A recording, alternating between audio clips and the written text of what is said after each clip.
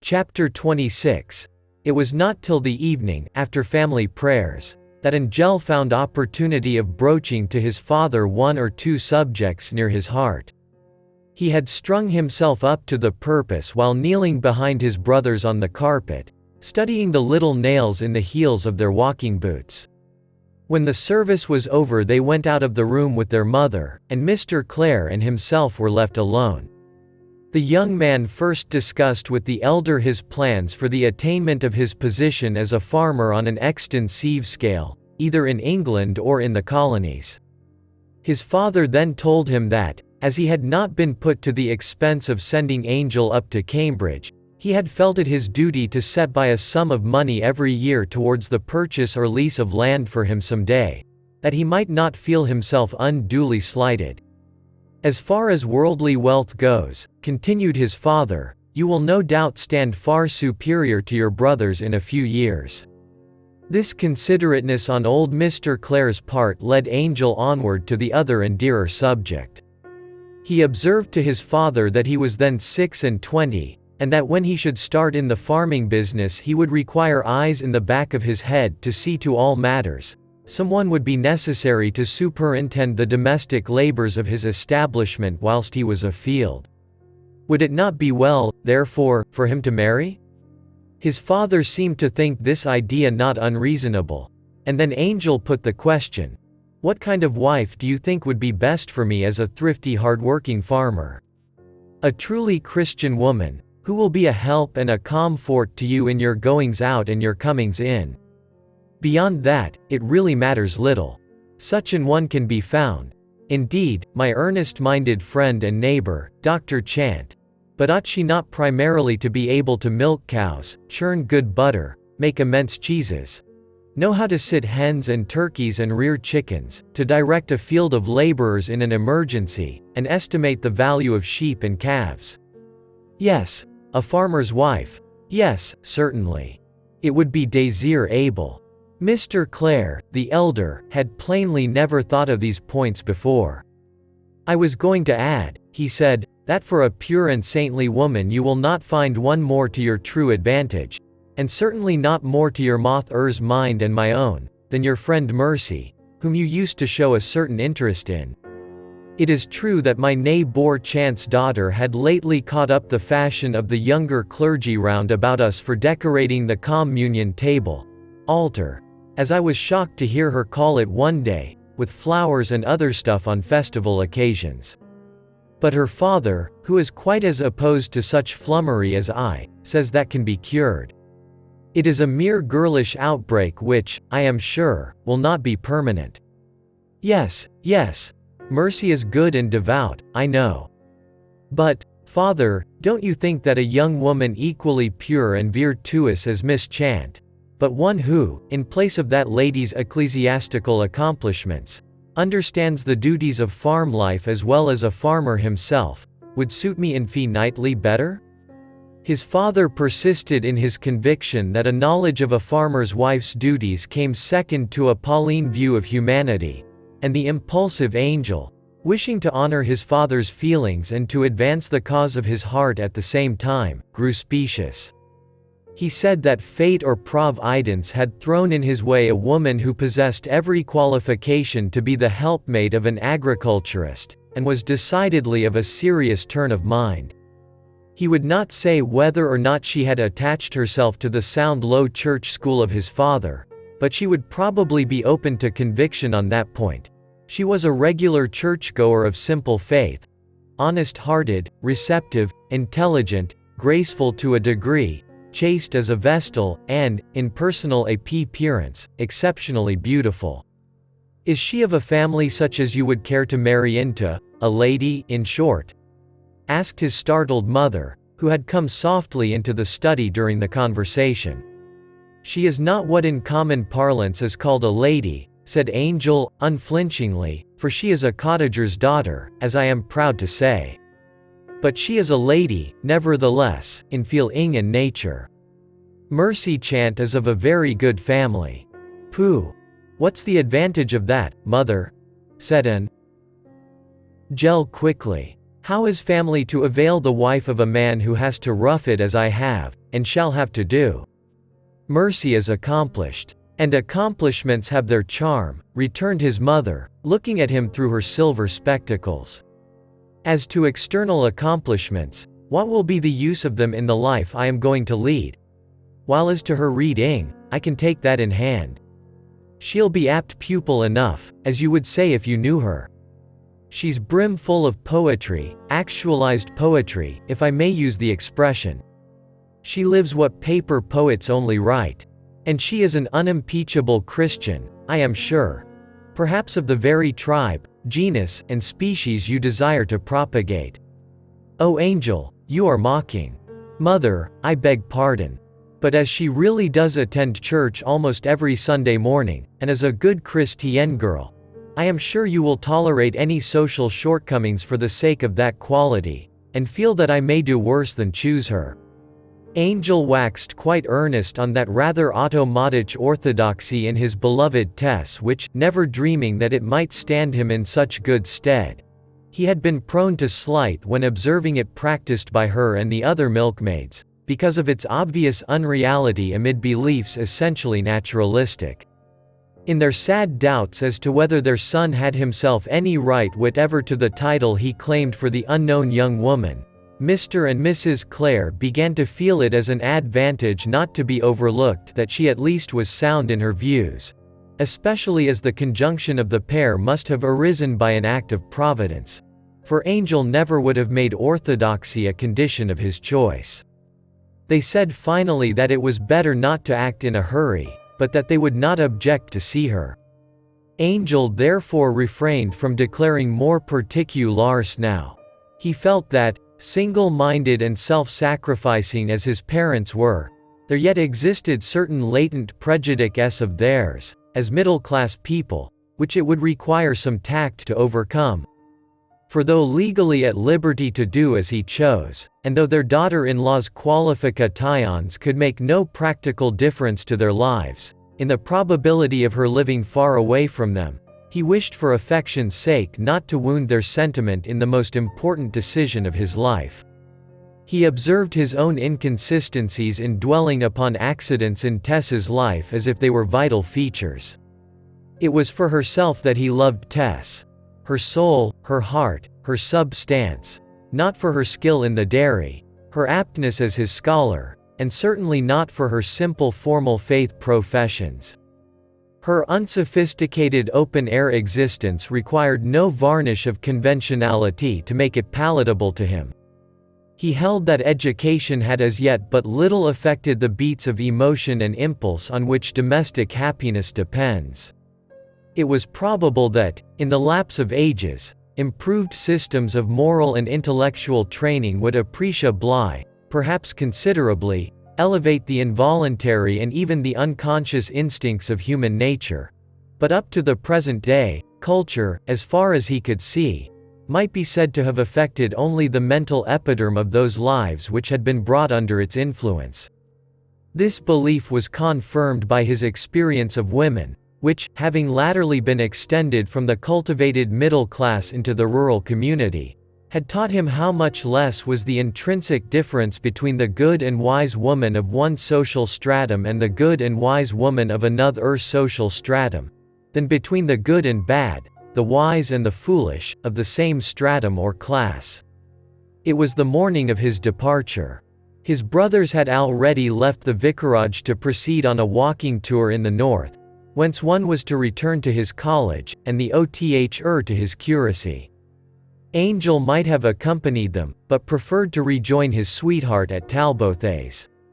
He would have been an awkward member of the party, for, though the most appreciative humanist, the most ideal religionist, even the best versed Christologist of the three, there was alienation in the standing consciousness that his squareness would not fit the round hole that had been prepared for him. To neither Felix nor Cuthbert had he ventured to mention Tess.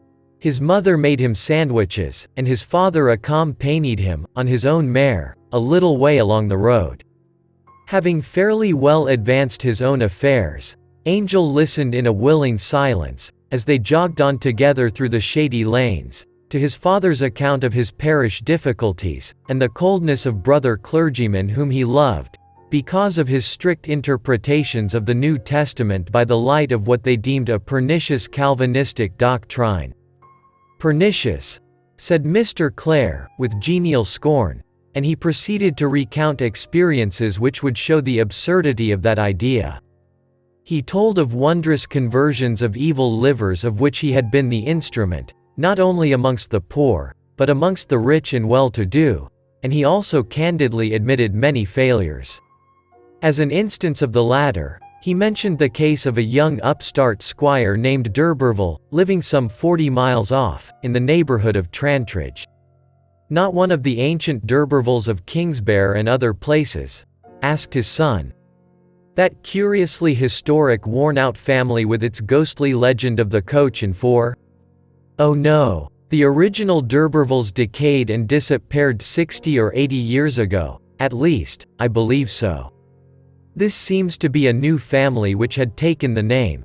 For the credit of the former knightly line I hope they are spurious, I'm sure.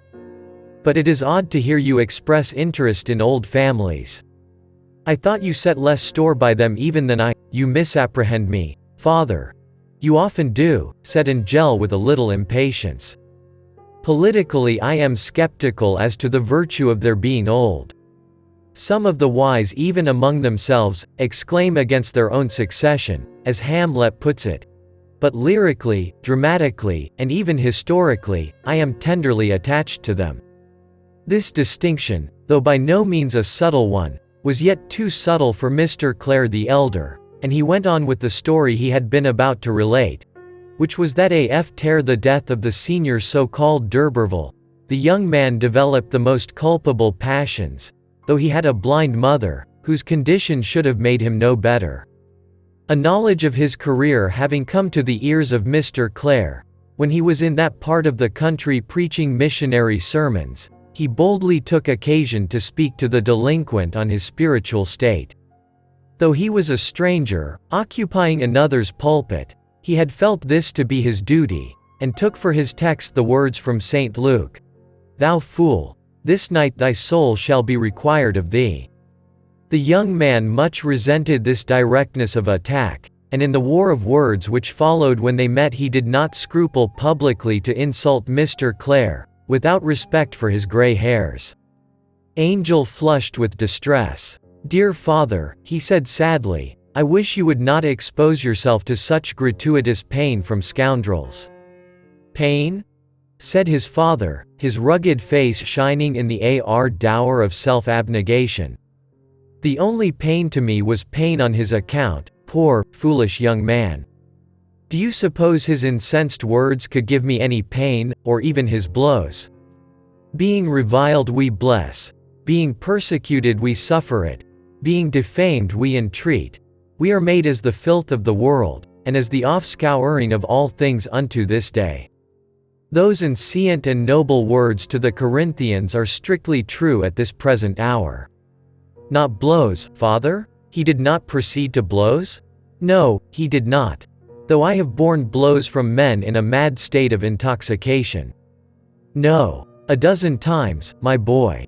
"What then? I have saved them from the guilt of murdering their own flesh and blood thereby, and they have lived to thank me, and praise God." "May this young man do the same," said Angel fervently. "But I fear otherwise, from what you say." "We'll hope, nevertheless," said Mr. Clare. "And I continue to pray for him, though on this side of the grave we shall probably never meet again. But, after all, one of those poor words of mine may spring up in his heart as a good seed some day." Now, as always, Clare's father was sanguine as a child, and though the younger could not accept his parents' narrow dogma, he revered his practice and recognized the hero under the pietist.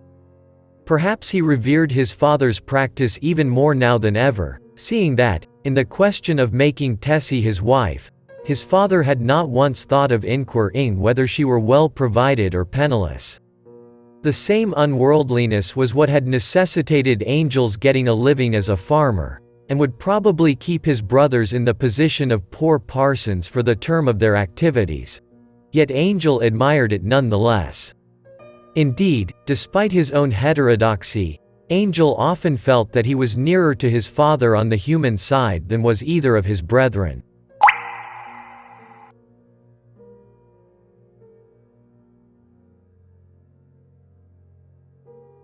Chapter 27. An uphill and downhill ride of 20-odd miles through a garish midday atmosphere brought him in the afternoon to a detached knoll a mile or two west of Tall Bothays, whence he again looked into that green trough of sappiness and humidity, the valley of the Var or Froom. Immediately he began to descend from the upland to the fat alluvial soil below. The atmosphere grew heavier. The languid perfume of the summer fruits, the mists, the hay, the flowers, formed therein a vast pool of odor which at this hour seemed to make the animals, the very bees and butterflies, drowsy. Claire was now so familiar with the spot that he knew the individual cows by their names when, a long distance off, he saw them dotted about the meads. It was with a sense of luxury that he recognized his power of viewing life here from its inner side, in a way that had been quite foreign to him in his student days. And, much as he loved his parents, he could not help being aware that to come here, as now, after an experience of home life, affected him like throwing off splints and bandages.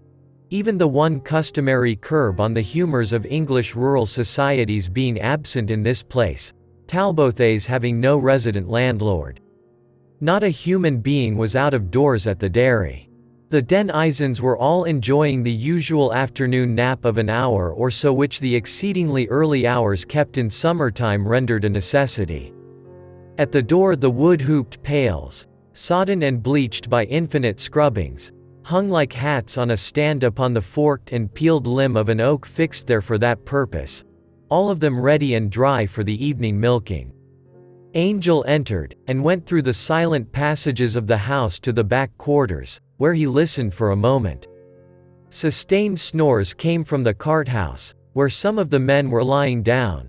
The grunt and squeal of sweltering pigs arose from the still further distance.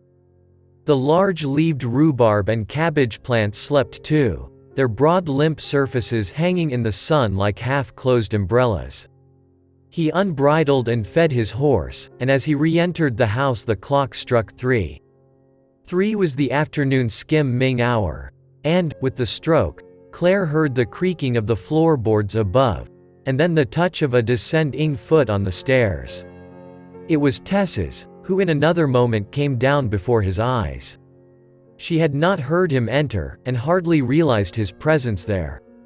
She was yawning, and he saw the red interior of her mouth as if it had been a snake's.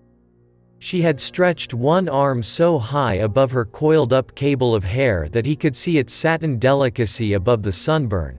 Her face was flushed with sleep, and her eyelids hung heavy over their pupils. The brim fullness of her nature breathed from her. It was a moment when a woman's soul is more incarnate than at any other time, when the most spiritual beauty bespeaks itself flesh. Then those eyes flashed brightly through their filmy heaviness, before the remainder of her face was well awake. With an oddly compounded look of gladness, shyness, and surprise, she exclaimed, "Oh, Mr. Clare! How you frightened me!" There had not at first been time for her to think of the changed relations which his declaration had introduced, but the full sense of the matter rose up in her face when she encountered Claire's tender look as he stepped forward to the bottom stair. "Dear, darling Tessie," he whispered, putting his arm round her, and his face to her flushed cheek. "Don't, for heaven's sake, mister me any more. I have hastened back so soon because of you." Tess's excitable heart beat against his by way of reply. And there they stood upon the red brick floor of the entry, the sun slanting in by the window upon his back, as he held her tightly to his breast, upon her inclining face, upon the blue veins of her temple, upon her naked arm, and her neck, and into the depths of her hair. Having been lying down in her clothes she was warm as a sunned cat. At first she would not look straight up at him, but her eyes soon lifted, and his plumbed the deepness of the ever-varying pupils, with their radiating fibrils of blue, and black, and gray, and violet, while she regarded him as Eve at her second waking might have regarded Adam. "I've got to go a-skimming," she pleaded, "and I have Auntie Old Deb to help me today. Mrs. Crick is gone to market with Mr. Crick, and Reddy is not well, and the others are gone out somewhere, and won't be home till milking." As they retreated to the milkhouse, Deborah Fiander appeared on the stairs. "I have come back, Deborah," said Mr. Clare, upwards. "So I can help Tess with the skimming, and, as you are very tired, I am sure, you needn't come down till milking time." Possibly the Talbothays' milk was not very thoroughly skimmed that afternoon. Tess was in a dream wherein familiar objects appeared as having light and shade and position, but no particular outline. Every time she held the skimmer under the pump to cool it for the work, her hand trembled, the ardor of his affection being so palpable that she seemed to flinch under it like a plant in too burning a sun. Then he pressed her again to his side, and when she had done running her forefinger round the leads to cut off the cream edge, he cleaned it in nature's way, for the unconstrained manners of Talbothays Dairy came convenient now. "I may as well say it now as later, dearest," he resumed gently. "I wish to ask you something of a very practical nature, which I have been thinking of ever since that day last week in the meads. I shall soon want to marry, and, being a farmer, you see I shall require for my wife a woman who knows all about the management of farms. Will you be that woman, Tessie?" He put it that way that she might not think he had yielded to an impulse of which his head would disapprove.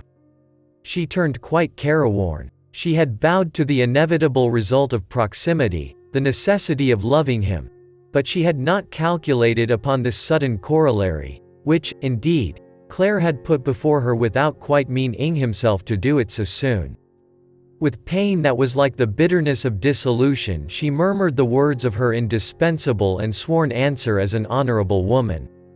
"Oh, Mr. Clare, I cannot be your wife, I cannot be."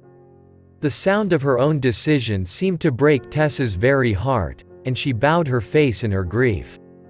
"But, Tess," he said, amazed at her reply, and holding her still more greedily close. "Do you say no? Surely you love me?" "Oh yes, yes. And I would rather be yours than anybody's in the world," returned the sweet and honest voice of the distressed girl. "But I cannot marry you. Tess," he said, holding her at arm's length, "you are engaged to marry someone else." "No, no. Then why do you refuse me?" "I don't want to marry. I have not thought of doing it. I cannot. I only want to love you." "But why?" Driven to subterfuge, she stammered. "Your father is a parson, and your mother wouldn't like you to marry such as me. She will want you to marry a lady." "Nonsense. I have spoken to them both. That was partly why I went home. I feel I cannot, never, never." She echoed. "Is it too sudden to be asked thus, my pretty?" "Yes, I did not expect it. If you will let it pass, please, Tessie, I will give you time," he said. "It was very abrupt to come home and speak to you all at once. I'll not allude to it again for a while." She again took up the shining skimmer, held it beneath the pump, and began anew. But she could not, as at times, hit the exact undersurface of the cream with the delicate dexterity required, try as she might. Sometimes she was cutting down into the milk, sometimes in the air. She could hardly see, her eyes having filled with two blurring tears drawn forth by a grief which, to this her best friend and dear advocate, she could never explain. "I can't skim, I can't," she said, turning away from him. Not to agitate and hinder her longer, the considerate Clare began talking in a more general way. "You quite misapprehend my parents. They are the most simple-mannered people alive, and quite unambitious. They are two of the few remaining evangelical school." "Tessie, are you an evangelical?" "I don't know. You go to church very regularly, and our parson here is not very high, they tell me." Tess's ideas on the views of the parish clergyman, whom she heard every week, seemed to be rather more vague than Clare's, who had never heard him at all. "I wish I could fix my mind on what I hear there more firmly than I do," she remarked as a safe generality. It is of 10 a great sorrow to me." She spoke so unaffectedly that Angel was sure in his heart that his father could not object to her on religious grounds, even though she did not know whether her principles were high, low or broad. He himself knew that, in reality, the confused beliefs which she held, apparently imbibed in childhood, were, if anything, Tractarian as to phraseology and pantheistic as to essence. Confused or otherwise, to disturb them was his last desire. "Leave thou thy sister, when she prays, her early heaven, her happy views. Nor thou with shadowed hint confuse a life that leads melodious days." He had occasionally thought the counsel less honest than musical, but he gladly conformed to it now. He spoke further of the incidents of his visit, of his there's mode of life, of his zeal for his principles. She grew serener, and the undulations disappeared from her skim-ming. As she finished one lead after another he followed her, and drew the plugs for letting down the milk.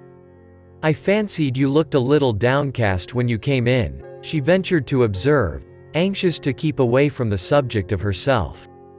"Yes. Well, my father had been talking a good deal to me of his troubles and difficulties, and the subject always tends to depress me. He is so zealous that he gets many snubs and buffetings from people of a different way of thinking from himself, and I don't like to hear of such humiliations to a man of his age, the more particularly as I don't think earnestness does any good when carried so far. He has been telling me of a very unpleasant scene in which he took part quite recently. He went as the deputy of some missionary society to preach in the neighborhood of Trantridge, a place 40 miles from here, and made it his business to expostulate with a lax young cynic he met with somewhere about there, son of some landowner up that way, and who has a mother afflicted with blindness. My father addressed himself to the gentleman point blank, and there was quite a disturbance. It was very foolish of my father, I must say, to intrude his conversation upon a stranger when the probabilities were so obvious that it would be useless. But whatever he thinks to be his duty, that he'll do, in season or out of season, and, of course, he makes many enemies, not only among the absolutely vicious, but among the easy-going, who hate being bothered. He says he glories in what happened, and that good may be done indirectly, but I wish he would not wear himself out now he is getting old, and would leave such pigs to their wallowing." Tess's look had grown hard and worn, and her ripe mouth tragical, but she no longer showed any tremulousness. Claire's revived thoughts of his father prevented his noticing her particularly, and so they went on down the white row of liquid rectangles till they had finished and drained them off, when the other maids returned, and took their pails, and Deb came to scald out the leads for the new milk. As Tess withdrew to go afield to the cows he said to her softly, "And my question, Tessie?" "Oh no, no," replied she with grave hopelessness, as one who had heard anew the turmoil of her own past in the allusion to Alec d'Urberville. "It can't be." She went out towards the mead, joining the other milkmaids with a bound, as if trying to make the open air drive away her sad constraint. All the girls drew onward to the spot where the cows were grazing in the farther mead, the bevy advancing with the bold grace of wild animals, the reckless, unchastened motion of women accustomed to unlimited space, in which they abandoned themselves to the air as a swimmer to the wave. It seemed natural enough to him now that Tess was again in sight to choose a mate from unconstrained nature, and not from the abodes of art. Chapter 28. Her refusal, though unexpected, did not permanently daunt Claire. His experience of women was great enough for him to be aware that the negative often meant nothing more than the preface to the affirmative, and it was little enough for him not to know that in the manner of the present negative there lay a great exception to the dallyings of coyness. That she had already permitted him to make love to her he read as an additional assurance, not fully trowing that in the fields and pastures to sigh gratis is by no means deemed waste, love-making being here more often accepted inconsiderately and for its own sweet sake than in the cark anxious homes of the ambitious, where a girl's craving for an establishment paralyzes her healthy thought of a pas scion as an end. "Tess, why did you say no in such a positive way?" he asked her in the course of a few days. She started. "Don't ask me. I told you why, partly. I am not good enough, not worthy enough." "How? Not fine lady enough?" "Yes, something like that," murmured she. "Your friends would scorn me." "Indeed, you mistake them, my father and mother.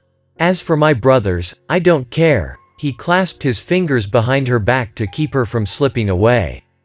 "Now, you did not mean it, sweet? I am sure you did not. You have made me so restless that I cannot read, or play, or do anything. I am in no hurry, Tess, but I want to know, to hear from your own warm lips, that you will someday be mine. Any time you may choose, but someday?" She could only shake her head and look away from him. Claire regarded her attentively, conned the characters of her face as if they had been hieroglyphics. The denial seemed real. "Then I ought not to hold you in this way, ought I? I have no right to you, no right to seek out where you are, or walk with you. Honestly, Tess, do you love any other man? How can you ask?" she said, with continued self-suppression. "I almost know that you do not. But then, why do you repulse me?" "I don't repulse you. I like you to tell me you love me, and you may always tell me so as you go about with me, and never offend me. But you will not accept me as a husband? Ah, that's different. It is for your good, indeed, my dearest. Oh, believe me, it is only for your sake. I don't like to give myself the great happiness of promising to be yours in that way, because I am sure I ought not to do it. But you will make me happy. Ah, you think so, but you don't know." At such times as this, apprehending the grounds of her refusal to be her modest sense of incompetence in matters social and polite, he would say that she was wonderfully well informed and versatile, which was certainly true, her natural quickness and her admiration for him having led her to pick up his vocabulary, his accent, and fragments of his knowledge, to a surprising extent. After these tender contests and her victory she would go away by herself under the remotest cow, if at milking time, or into the sedge or into her room, if at a leisure interval, and mourn silently, not a minute after an apparently phlegmatic negative. The struggle was so fearful. Her own heart was so strongly on the side of his, two ardent hearts against one poor little conscience, that she tried to fortify her resolution by every means in her power. She had come to Talbothays with a made-up mind. On no account could she agree to a step which might afterwards cause bitter ruing to her husband for his blindness in wedding her. And she held that what her conscience had decided for her when her mind was unbiased ought not to be overruled now. "Why don't somebody tell him all about me?" she said. "It was only 40 miles off. Why hasn't it reached here? Somebody must know." Yet nobody seemed to know, nobody told him. For 2 or 3 days no more was said. She guessed from the sad countenances of her chamber companions that they regarded her not only as the favorite, but as the chosen, but they could see for themselves that she did not put herself in his way. Tess had never before known a time in which the thread of her life was so distinctly twisted of two strands, positive pleasure and positive pain. At the next cheese-making the pair were again left alone together. The dairyman himself had been lending a hand, but Mr. Crick, as well as his wife, seemed latterly to have acquired a suspicion of mutual interest between these two, though they walked so circumspectly that suspicion was but of the faintest. Anyhow, the dairyman left them to themselves. They were breaking up the masses of curd before putting them into the vats. The operation resembled the act of crumbling bread on a large scale, and amid the immaculate whiteness of the curds Tess Durbeyfield's hands showed themselves of the pinkness of the rose.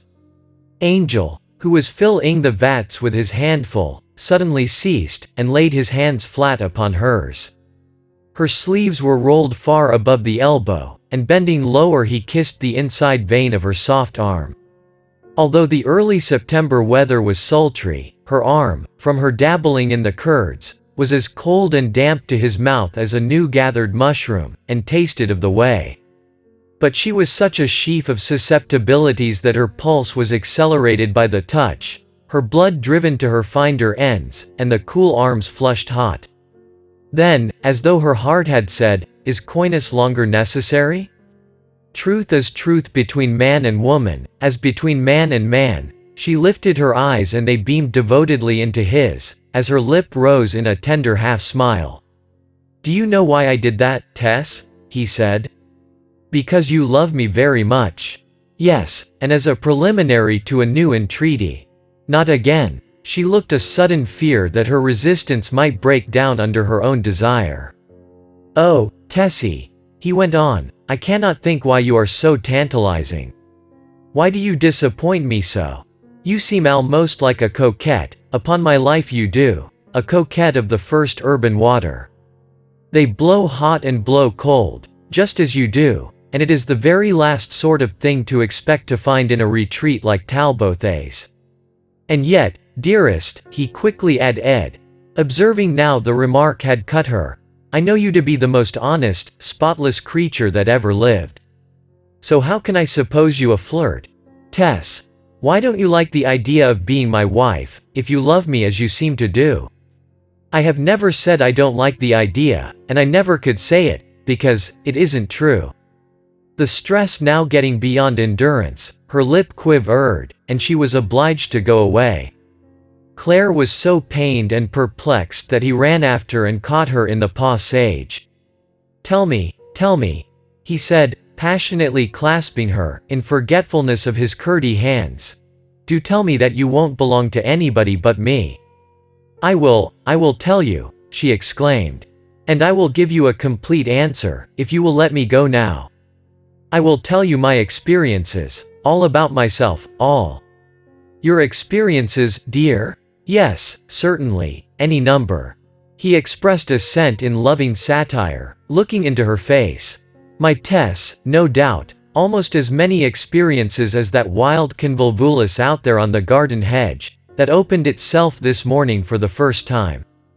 Tell me anything, but don't use that wretched expression any more about not being worthy of me." "I will try, not. And I'll give you my reasons tomorrow, next week."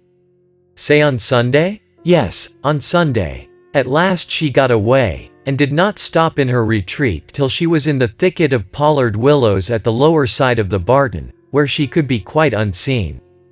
Here Tess flung herself down upon the rustling undergrowth of spear grass, as upon a bed, and remained crouching in palpitating misery broken by momentary shoots of joy, which her fears about the ending could not altogether suppress. In reality, she was drifting into acquiescence. Every seesaw of her breath, every wave of her blood, every pulse singing in her ears, was a voice that joined with nature in revolt against her scrupulousness. Reckless, inconsiderate acceptance of him, to close with him at the altar, revealing nothing, and chancing discovery. To snatch ripe pleasure before the iron teeth of pain could have time to shut upon her. That was what love counseled. And in almost a terror of ecstasy Tess divined that, despite her many months of lonely self-chastisement, wrestlings, communings, schemes to lead a future of austere isolation, love's counsel would prevail. The afternoon advanced, and still she remained among the willows. She heard the rattle of taking down the pails. From the forked stands, the waowwaow, which accompanied the getting together of the cows. But she did not go to the milking. They would see her agitation, and the dairyman, thinking the cause to be love alone, would good-naturedly tease her, and that harassment could not be borne. Her lover must have guessed her overwrought state, and invented some excuse for her non-appearance, for no inquiries were made or calls given. At 6:30 the sun settled down upon the levels with the aspect of a great forge in the heavens, and presently a monstrous pumpkin-like moon arose on the other hand. The pollard willows, tortured out of their natural shape by incessant choppings, became spiny-haired monsters as they stood up against it. She went in and upstairs without a light. It was now Wednesday. Thursday came, and Angel looked thoughtfully at her from a distance, but intruded in no way upon her. The indoor milkmaids, Marian and the rest, seemed to guess that something definite was afoot, for they did not force any remarks upon her in the bedchamber. Friday passed. Saturday. Tomorrow was the day. I shall give way. I shall say yes. I shall let myself marry him, I cannot help it. She jealously panted, with her hot face to the pillow that night, on hearing one of the other girls sigh his name in her sleep. I can't bear to let anybody have him but me. Yet it is a wrong to him, and may kill him when he knows. Oh my heart, oh, oh, oh.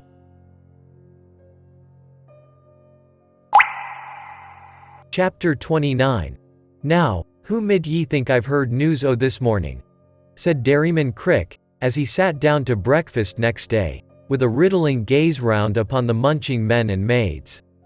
Now, just who mid ye think? One guessed, and another guessed. Mrs. Crick did not guess, because she knew already. Well, said the dairyman, 'tis that slack-twisted, whore's bird of a feller, Jack Dollop. He's lately got married to a widow woman. Not Jack Dollop? A villain, to think o' that, said a milker. The name entered quickly into Tess Durbeyfield's consciousness, for it was the name of the lover who had wronged his sweetheart, and had afterwards been so roughly used by the young woman's mother in the butter churn. And had he married the valiant matron's daughter, as he promised? Asked Angel Clare absently, as he turned over the newspaper he was reading at the little table to which he was always banished by Mrs. Crick, in her sense of his gentility. Not he, sir. Never meant to, replied the dairyman. As I say, 'tis a widow woman, and she had money, it seems, £50, a year or so, and that was all he was after. They were married in a great hurry, and then she told him that by marrying she had lost her £50, a year. Just fancy the state o' my gentleman's mind at that news. Never such a cat and dog life as they've been leading ever since. Serves him well beright. But unluckily the poor woman gets the worst o't. Well, the silly body should have told and sooner that the ghost of her first man would trouble him, said Mrs. Crick. Aye, responded the dairyman indecisively. Still, you can see exactly how 'twas. She wanted a home, and didn't like to run the risk of losing him. Don't ye think that was something like it, maidens? He glanced towards the row of girls. She ought to ha told him just before they went to church, when he could hardly have backed out, exclaimed Marian. Yes, she ought, agreed Is. She must have seen what he was after, and should ha refused him, cried Reddy spasmodically. And what do you say, my dear? Asked the dairyman of Tess. I think she ought to have told him the true state of things, or else refused him. I don't know, replied Tess, the bread and butter choking her.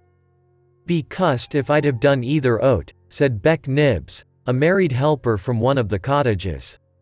All's fair in love and war. I'd ha married and just as she did, and if he'd said 2 words to me about not telling him beforehand anything whatsoever about my first chap that I hadn't chose to tell, I'd ha knocked him down. Why, the rolling pin. A scram-lit tle feller like he. Any woman could do it. The laughter which followed this sally was supplemented only by a sorry smile, for form's sake, from Tess. What was comedy to them was tragedy to her, and she could hardly bear their mirth. She soon rose from table, and, with an impression that Clare would soon follow her, went along a little wriggling path, now stepping to one side of the irrigating channels, and now to the other, till she stood by the main stream of the Var. Men had been cutting the water weeds higher up the river, and masses of them were floating past her, moving islands of green crowfoot, whereon she might almost have ridden, long locks of which weed had lodged against the piles driven to keep the cows from crossing. Yes, there was the pain of it. This question of a woman telling her story, the heaviest of crosses to herself, seemed but amusement to others. It was as if people should laugh at martyrdom.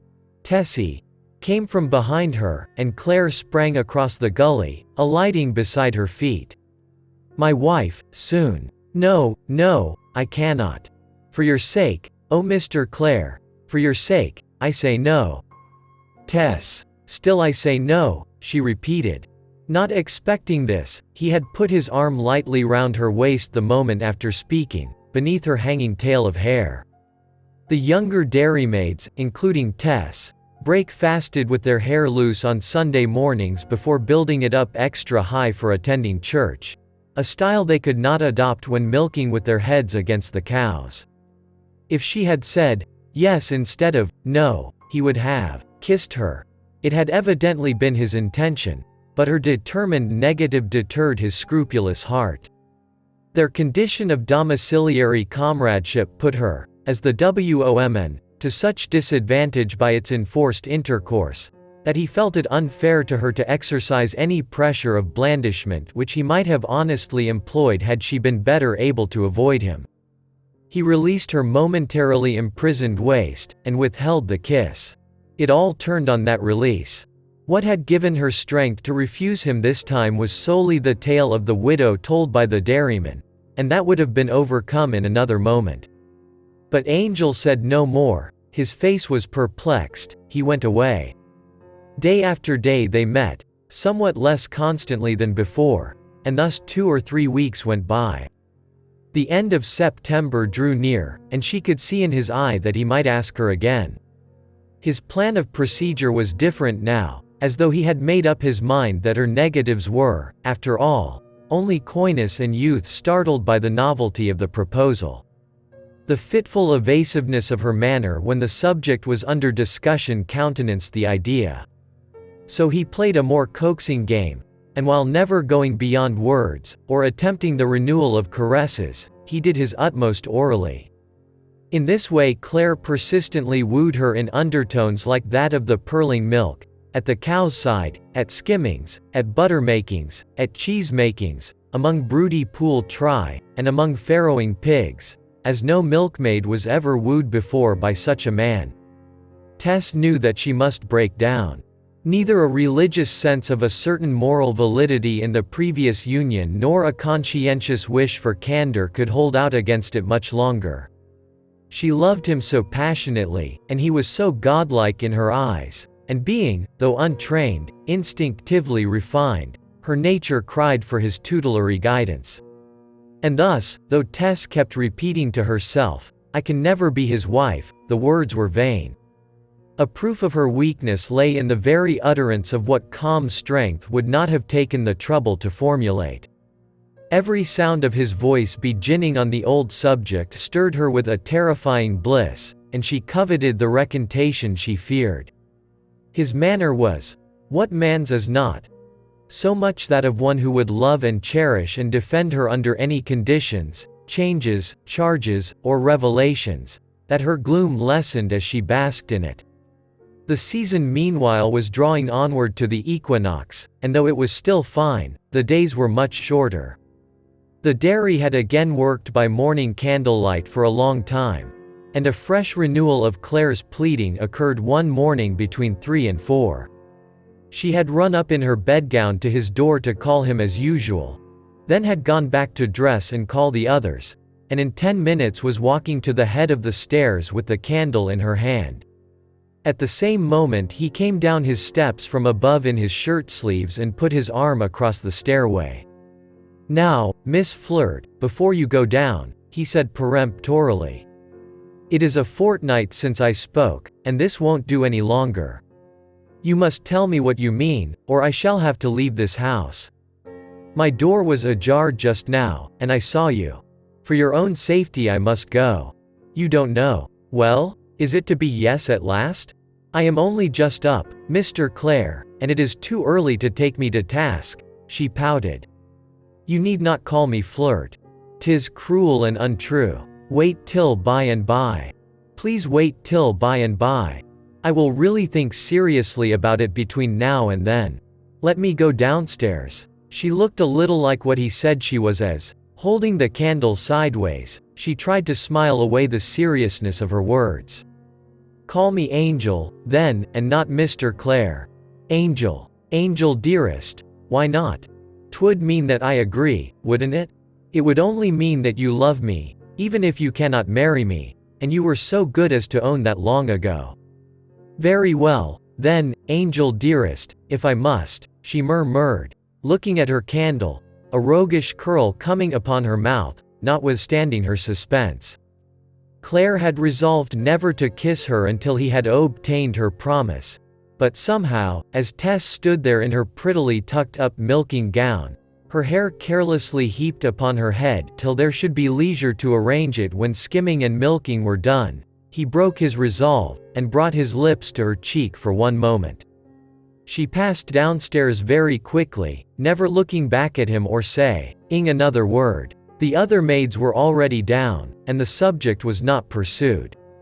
Except Marian, they all looked wistfully and suspiciously at the pair, in the sad yellow rays which the morning candles emitted in contrast with the first cold signals of the dawn without. When skimming was done, which, as the milk diminished with the approach of autumn, was a lessening process day by day, Reddy and the rest went out. The lovers followed them. "Our tremulous lives are so different from theirs, are they not?" he musingly observed to her, as he regarded the three figures tripping before him through the frigid pallor of opening day. "Not so very different, I think," she said. "Why do you think that?" "There are very few women's lives that are not tremulous," Tess replied, pausing over the new word as if it impressed her. "There's more in those three than you think." "What is in them?" "Almost either of 'em," she began, would make a properer wife than I, and perhaps they love you as well as I, almost." "Oh, Tessie." There were signs that it was an exquisite relief to her to hear the impatient exclamation, though she had resolved so intrepidly to let generosity make one bid against herself. That was now done, and she had not the power to attempt self-immolation a second time then. They were joined by a milker from one of the cottages, and no more was said on that which concerned them so deeply. But Tess knew that this day would decide it. In the afternoon several of the dairyman's household and assistants went down to the meads as usual, a long way from the dairy, where many of the cows were milked without being driven home. The supply was getting less as the animals advanced in calf, and the supernumerary milkers of the lush green season had been dismissed. The work progressed leisurely. Each pailful was poured into tall cans that stood in a large spring wagon which had been brought upon the scene, and when they were milked, the cows trailed away. Dairyman Crick, who was there with the rest, his wrapper gleaming miraculously white against a leaden evening sky, suddenly looked at his heavy watch. "Why, 'tis later than I thought," he said. "Begad, we shan't be soon enough with this milk at the station, if we don't mind. There's no time today to take it home and mix it with the bulk afore sending off. It must go to station straight from here. Who'll drive it across?" Mr. Clare volunteered to do so, though it was none of his business, asking Tess to accompany him. The evening, though sunless, had been warm and muggy for the season, and Tess had come out with her milking hood only, naked-armed and jacketless, certainly not dressed for a drive. She therefore replied by glancing over her scant habiliments, but Claire gently urged her. She assented by relinquishing her pail and stool to the dairyman to take home, and mounted the spring wagon beside Claire. Chapter 30. In the diminishing daylight they went along the Lev El roadway through the meads, which stretched away into grey miles, and were backed in the extreme edge of distance by the swarthy and abrupt slopes of Egdon Heath. On its summit stood clumps and stretches of fir trees, whose notched tips appeared like battlemented towers crowning black-fronted castles of enchantment. They were so absorbed in the sense of being close to each other that they did not begin talking for a long while, the silence being broken only by the clucking of the milk in the tall cans behind them. The lane they followed was so solitary that the hazelnuts had remained on the boughs till they slipped from their shells, and the blackberries hung in heavy clusters. Every now and then Angel would fling the lash of his whip round one of these, pluck it off, and give it to his companion. The dull sky soon began to tell its meaning by sending down herald drops of rain, and the stagnant air of the day changed into a fitful breeze which played about their faces. The quick silvery glaze on the rivers and pools vanished. From broad mirrors of light they changed to lusterless sheets of lead, with a surface like a rasp. But that spectacle did not affect her preoccupation.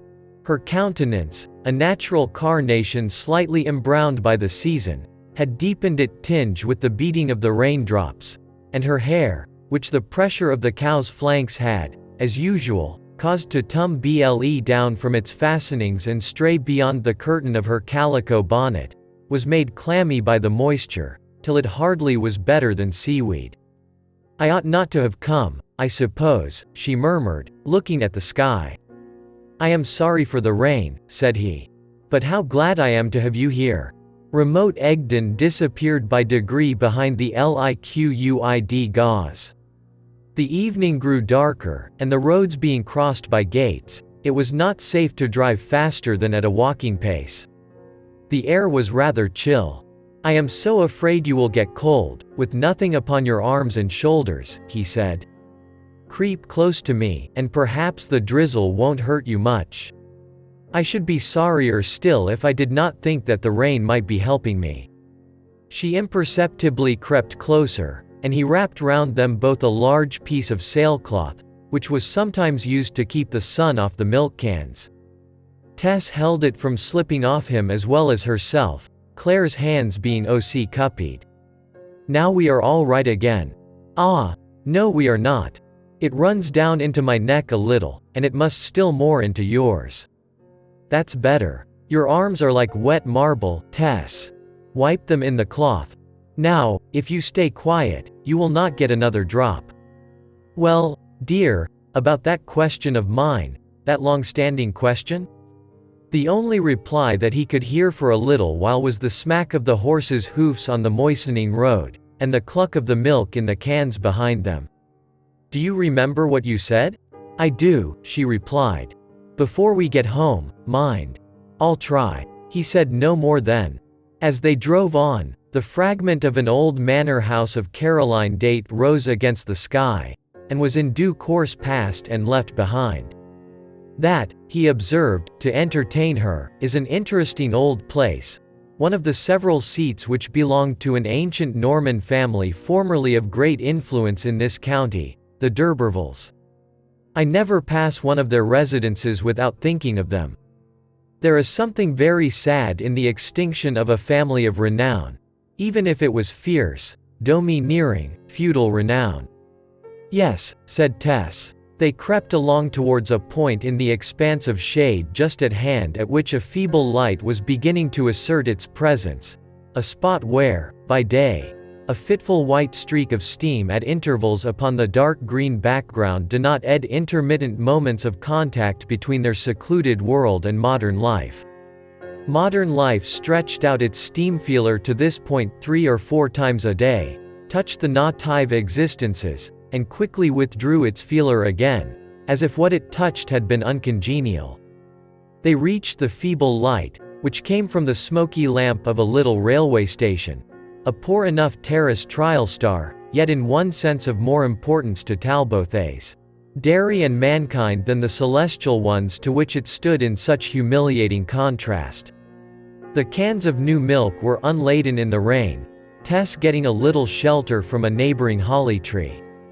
Then there was the hissing of a train, which drew up almost silently upon the wet rails, and the milk was rapidly swung can by can into the truck. The light of the engine flashed for a second upon Tess Durbeyfield's figure, motionless under the great holly tree. No object could have looked more foreign to the gleaming cranks and wheels than this unsophisticated girl, with the round bare arms, the rainy face and hair, the suspended attitude of a friendly leopard at pause, the print gown of no date or fashion, and the cotton bonnet drooping on her brow. She mounted again beside her lover, with a mute obedience characteristic of impassioned natures at times, and when they had wrapped themselves up over head and ears in the sailcloth again, they plunged back into the now thick night. Tess was so receptive that the few minutes of contact with the whirl of material progress lingered in her thought. "Londoners will drink it at their breakfasts tomorrow, won't they?" she asked. "Strange people that we have never seen."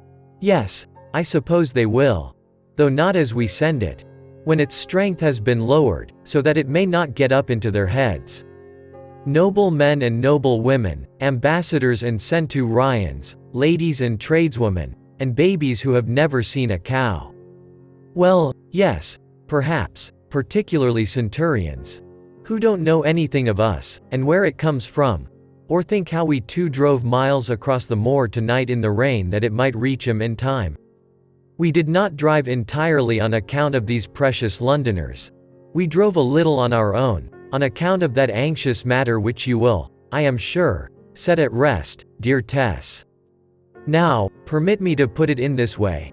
You belong to me already, you know. Your heart, I mean. Does it not? You know as well as I. Oh yes, yes. Then, if your heart does, why not your hand? My only reason was on account of you, on account of a question. I have something to tell you, but suppose it to be entirely for my happiness, and my worldly convenience also? Oh yes, if it is for your happiness and worldly convenience. But my life before I came here, I want, well, it is for my convenience as well as my happiness. If I have a very large farm, either English or colonial, you will be invaluable as a wife to me, better than a woman out of the largest mansion in the country. So please, please, dear Tessie, disabuse your mind of the feeling that you will stand in my way. But my history. I want you to know it, you must let me tell you, you will not like me so well. Tell it if you wish to, dearest. This precious history then. Yes, I was born at so-and-so, Anno Domini. I was born at Marlott, she said, catching at his words as a help, lightly as they were spoken. And I grew up there. And I was in the 6th standard when I left school, and they said I had great aptness, and should make a good teacher, so it was settled that I should be one. But there was trouble in my family. Father was not very industrious, and he drank a little. Yes, yes, poor child. Nothing new. He pressed her more closely to his side. And then, there is something very unusual about it, about me. I was. Tess's breath quickened. Yes, dearest. Never mind. I am not a Derbyfield, but a d'Urberville, a descendant of the same family as those that owned the old house we passed. And, we are all gone to nothing. A d'Urberville, indeed. And is that all the trouble, dear Tess? Yes, she answered faintly. Well, why should I love you less after knowing this? I was told by the dairyman that you hated old families. He laughed. Well, it is true, in one sense. I do hate the aristocrat IC principle of blood before everything, and do think that as reasoners the only pedigrees we ought to respect are those spiritual ones of the wise and virtuous, without regard to corporal paternity. But I am extremely interested in this news. You can have no idea how interested I am. Are you not interested yourself in being one of that well-known line? No. I have thought it sad, especially since coming here, and knowing that many of the hills and fields I see once belonged to my father's people. But other hills and field belonged to Reddy's people, and perhaps others to Marion's, so that I don't value it particularly. Yes, it is surprising how many of the present tillers of the soil were once owners of it, and I sometimes wonder that a certain school of politicians don't make capital of the circumstance, but they don't seem to know it. I wonder that I did not see the resemblance of your name to d'Urberville, and trace the manifest corruption. And this was the carking secret. She had not told. At the last moment her courage had failed her. She feared his blame for not telling him sooner, and her instinct of self-preservation was stronger than her candor. Of course, continued the unwitting Claire, I should have been glad to know you to be descended exclusively from the long-suffering, dumb, unrecorded rank and file of the English nation, and not from the self-seeking few who made themselves powerful at the expense of the rest. But I am corrupted away from that by my affection for you, Tess, He laughed as he spoke, and made selfish likewise. For your own sake I rejoice in your descent. Society is hopelessly snobbish, and this fact of your extraction may make an appreciable difference to its acceptance of you as my wife, after I have made you the well-read woman that I mean to make you. My mother too, poor soul, will think so much better of you on account of it. Tess, you must spell your name correctly, d'Urberville, from this very day. I like the other way rather best. But you must, dearest. Good heavens, why dozens of mushroom millionaires would jump at such a possession. By the by, there's one of that kidney who has taken the name. Where have I heard of him? Up in the neighborhood of the Chase, I think. Why, he is the very man who had that rumpus with my father I told you of. What an odd coincidence. Angel, I think I would rather not take the name.